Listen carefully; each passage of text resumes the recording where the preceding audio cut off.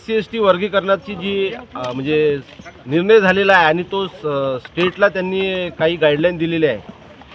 या वर्गीकरणाच्या विरोधात आज अमरावती जिल्ह्यातील तमाम आंबेडकरी तसेच SC/ST समाजामध्ये काम करणारे कार्यकर्ते, पदाधिकारी, विविध पक्ष संघटना यांनी एकत्रित येऊन एक मीटिंग आयोजित केली होती। त्या मीटिंगमध्ये असं निर्णय झाला की येणाऱ्या 21 ऑगस्ट भारत बंदला म्हणजे समर्थन म्हणून आज अमरावती जिल्ह्याच्या वतीने जिल्हाधिकारी कार्यालयासमोर आम्ही एक दिवसीय धरणे आंदोलन ठेवणार आहोत। यासोबतच जे तालुका लेवलवर जे कार्यकर्ते आहेत त्यांनी आपल्या तहसील कार्यालयावर एक दिवसाचं धरणे आंदोलन द्यावं आणि त्यानंतर 4 ते 5 वाजता कलेक्टर असो, तहसीलदार असो यांच्या मार्फत सरकारला एक निवेदन द्यावं की हे जे काही वर्गीकरणाचा सुप्रीम कोर्टाचा जो निर्णय घेतलेला आहे तो मागे घ्यावा। यासाठी हे जे आंदोलन आहे हे अत्यंत शांतमय सर्वांनी करायचं आहे। पेंडॉल टाकून तिथे धरणे द्यायचं आहे, सोबतच काळ्या फिती लावून ज्या निर्णयाचा निषेध करायचा आहे। SC/ST समाजातील लोकांना, नागरिकांना अशी विनंती करतो की या 21 तारखेच्या भारत बंद आंदोलनामध्ये मोठ्यात मोठ्या संख्येने सहभागी व्हावे ही नम्र विनंती। जय भीम, जय संविधान। जय भीम। बाबा साहब के बच्चों, भीम दीवानों, 21 अगस्त को संपूर्ण भारत बंद करो या मरो। इसके अलावा आपके पास कोई विकल्प शेष नहीं है। हमारी एकता से मोदी सरकार घबरा गई है और हम बहुजनों में फूट डालने की तैयारी कर ली गई है। आरक्षण को खत्म करने की बात तो बहुत दूर है, हम आरक्षण को छूने भी नहीं देंगे।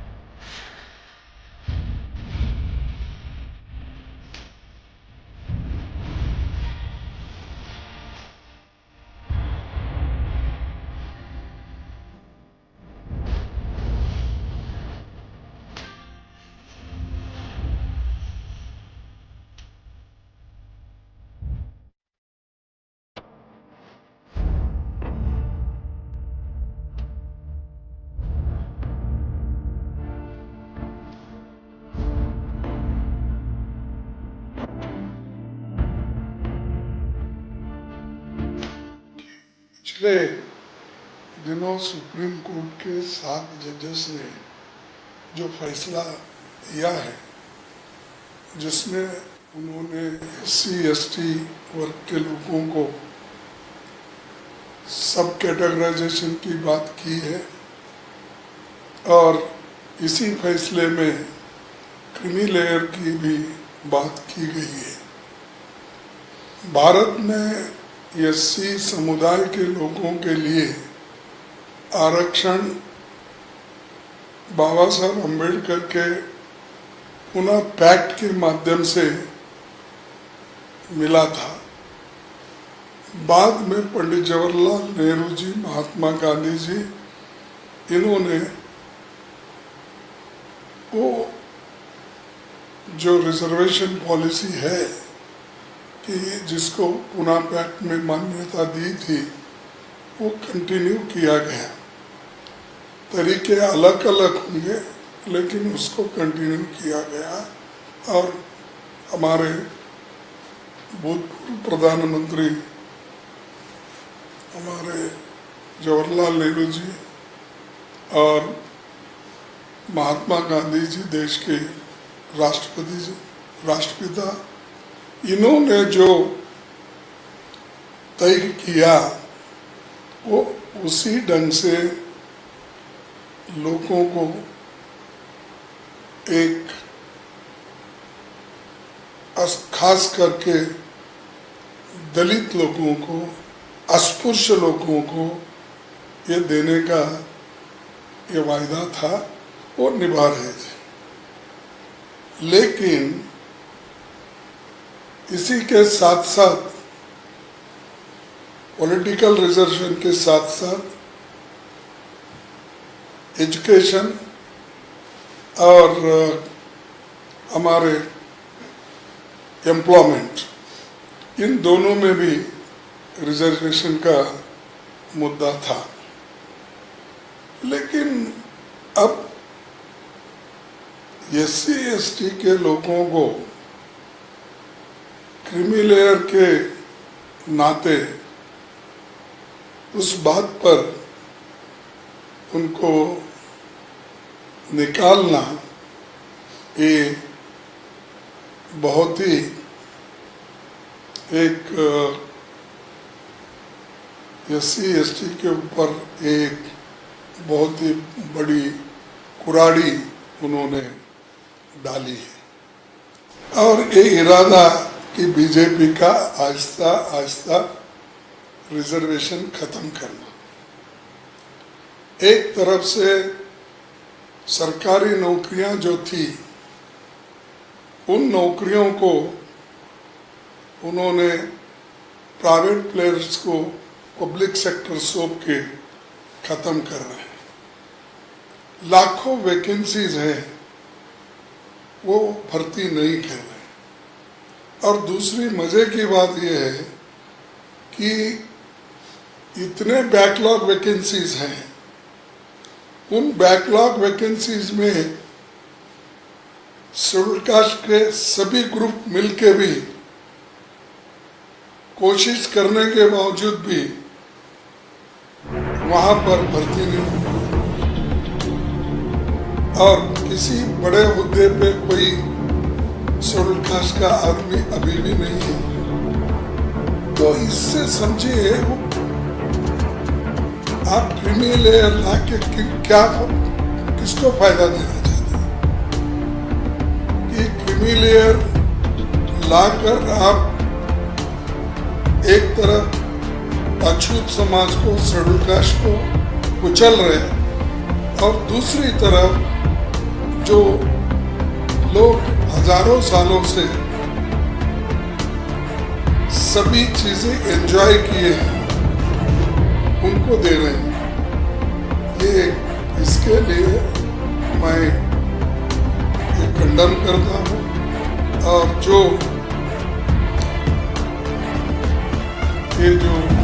अपना क्रीमी लेयर का मुद्दा उठाए हैं, ये दुर्दैवी की बात है कि क्रीमी लेयर का जो मुद्दा 7 जजेसों ने उठाया है, ये बहुत ही इसमें वो गंभीरता से शेड्यूल कास्ट के बारे में नहीं सोचे, ये मैं खुलकर कह सकता हूँ।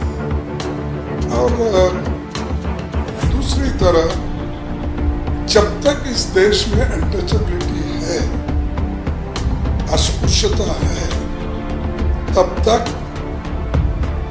ये रिजर्वेशन रहना चाहिए और रहेगा, उसके लिए हम लड़ेंगे। ये एक बहुत ही गंभीर बात है कि ये सरकार क्यों नहीं समझी और अदालत का फैसला भी मुझे बड़ा अचंभा दिखा। जो लोग रियल लाइफ में आज भी अनटचेबिलिटी फेस कर रहे हैं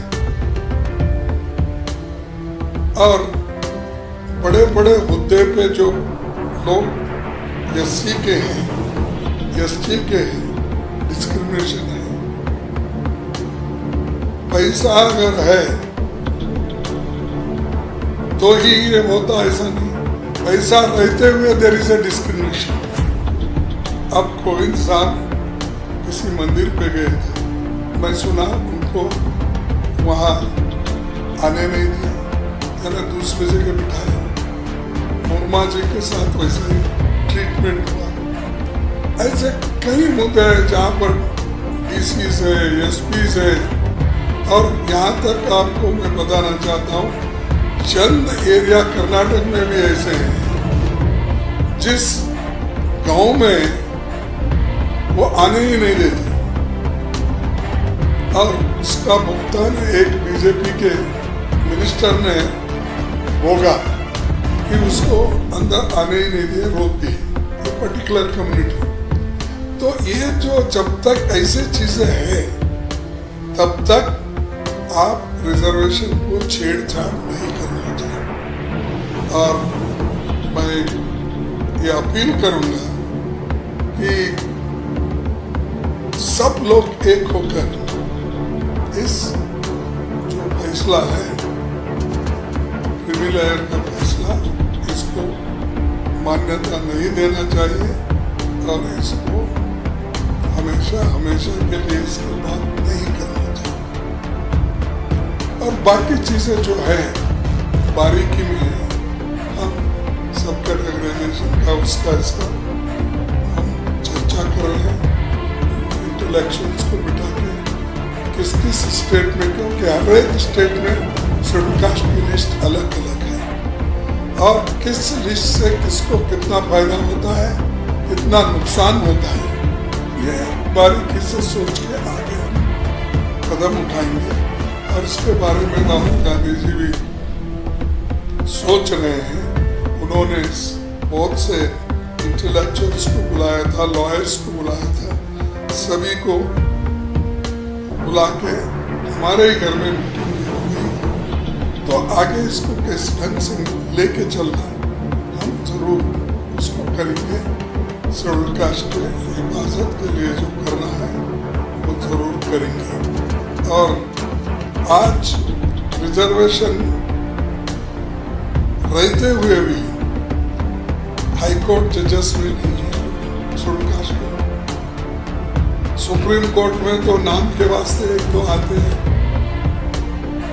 और secretaries, principal secretaries, joint secretaries, इसमें भी कोई नहीं, कहीं एकादा दुकादा बाय मिस्टेक आ जाता है। तो इतना सब बैकलॉग रख लेके तुम क्रिमिनल लगाते हो, तो ये कभी हम सहन नहीं करेंगे। अगर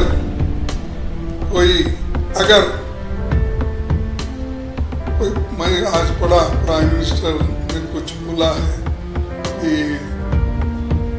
हम इसको हाथ नहीं लगाए, तो इमीडिएटली आप करना चाहिए। क्रीमी लेयर इसको लागू नहीं होगा तो पार्लियामेंट में ही लाना चाहिए था। पार्लियामेंट में ला के उस सुप्रीम कोर्ट को जजमेंट को नकार देना था। आपके पास तो 2 घंटे 3 घंटे में एक बिल बनती है, अब ये 10-15 दिन हो गए। इसके लिए तो आपके पास वक्त नहीं सोच समझ कर करने के लिए। ये इसके लिए हम सभी मिलकर एक कंसल्टेशन कमेटी बनाए हैं, सब देखकर और दूसरे NGO से भी हम मिलेंगे, उनकी राय भी लेंगे, सब लेकर आगे बढ़ेंगे। सर, कंसल्टेशन कमेटी की बात कर रहे हैं, आपकी कांग्रेस की है या पूरा इंडिया ब्लॉक के लोग हैं, जो पार्टियां हैं वो? नहीं, कांग्रेस पार्टी के लोग ये चाहते हैं कि दूसरे NGOs को भी इसमें इन्वॉल्व करें, उनसे पूछताछ करें। जो लोग 10, 20, 40, 50 साल से इस पे अभ्यास किए हैं और कॉन्स्टिट्यूंट असेंबली के जो भी विचार है उसमें जो डिस्कशन हुआ, उसमें डॉक्टर बाबा साहब अम्बेडकर ने क्या बोला, दूसरों ने क्या बोले, ये सब हमको देखना पड़ता है। इसके लिए ये कांग्रेस पार्टी सबकी राय लेके आगे बढ़ेगी। आखिरी सवाल सर, विपक्ष क्या, क्योंकि आपने कहा कि सरकार 2-3 घंटे में बिल ले आती है या जहाँ इतने दिनों तक इसको लंबित रखा है, जब सेशन चल रहा है, तो आप लोगों को क्या लगता है, क्या वजह है कि ऐसी सरकार इस चीज पे आगे नहीं बढ़ी और आप लोग सरकार के ऊपर आगे का दबाव विपक्ष पूरा कैसे कराए? देखो, पूरा विपक्ष एक है ऐसे चीजों में। और कल आपने देखा होगा, जया बच्चन को बोलने नहीं दिया तो सब लोग एक हो गए, यहाँ तक कि सोनिया गांधी जी खुद वो प्रेस में गई थी। तो ये जो चीजें हैं नेशनल लेवल पे और देश के हित में और समाज के हित में हमको एक होके करना है, हम करेंगे। और SC ST के हिफाजत के लिए हम जितना लड़ना है हम लड़ते रहेंगे और हमारी कानूनी लड़ाई भी जारी रहेगी। और लोगों को दबाव, सरकार को दबाव में लाने के लिए हमें क्या करना है।